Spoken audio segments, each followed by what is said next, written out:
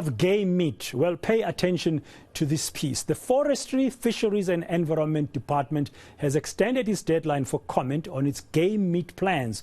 The aim is to ultimately formalize the industry in the country. The most commonly produced in Mzansi includes impala, kudu, wildebeest and springbok. Some retail giants already have these on their shelves. Well, interesting to know that research also shows that game meat is one of the healthiest available. For more on this and the way forward, I have the opportunity now to speak to the Minister, Barbara Creecy, who's joining us now live via Zoom. Minister, good afternoon. Welcome to today and thank you very much for your time. So where is the process at currently in terms of these new laws to bring wild meat to supermarkets in the country?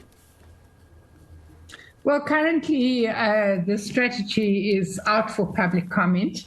Due to wide-ranging public interest, we have extended the comment period until the 26th of September. And we're looking forward to the views of members of the public on this important matter. Now, game meat is, of course, the meat of animals and birds that you don't find on a farm, that exist in a wild. Are you having any concerns about how this might play out in terms of ensuring that we keep the wildlife sector sustainable? Well, I think the first and important thing to say is that we don't allow a consumptive offtake in our national parks. But you would be aware that there are many private areas that are under conservation and also under biodiversity use.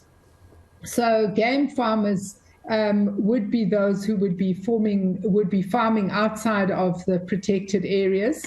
Obviously, in these areas, animals would roam loose.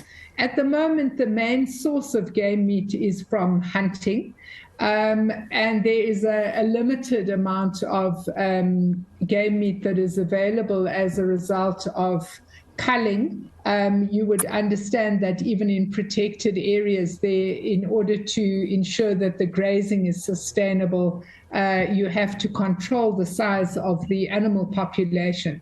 But I think that the idea is that we have many areas on the outskirts of our national parks. These areas currently are under the control of traditional authorities. They are also under the control of CPAs.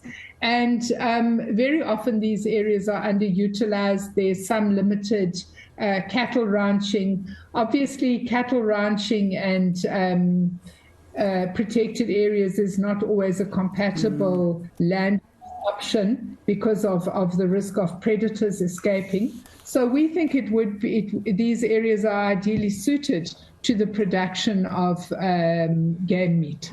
Yeah, strategy-wise, I mean, your department believes that if you go this route, you're going to help to transform this game meat industry and formalize it. What will be the bigger benefits going forward for the sector?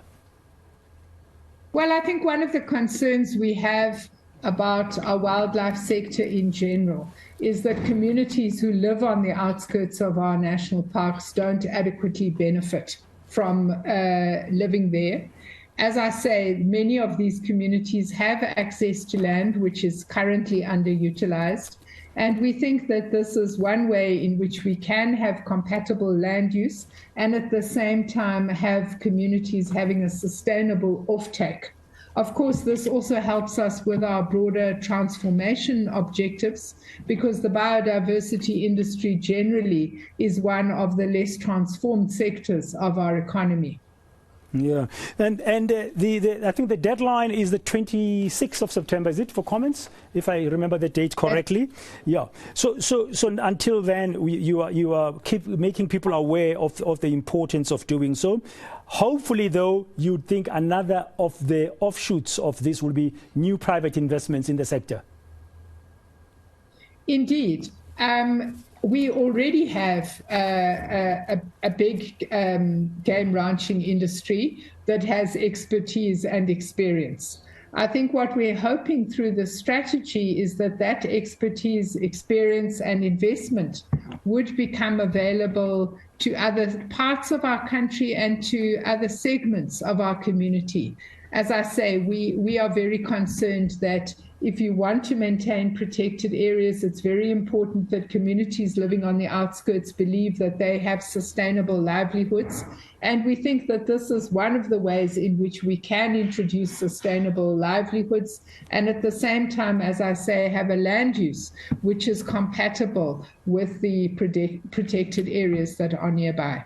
Yeah, we hope to touch base with you later on, Minister, after the closing date and see how the public is responding to this new strategy. Some of us do enjoy a Springbok shank now and again when we are visiting the Kruger Park and when we can afford to get it on our table. Thank you very much for your time this afternoon here on Today on eNCA. That's Minister Barbara Creecy. There you have it. You've got until the 26th of September to participate as a member of the public and make your comments known and make your contribution known about the opening up of the game meat industry in our country.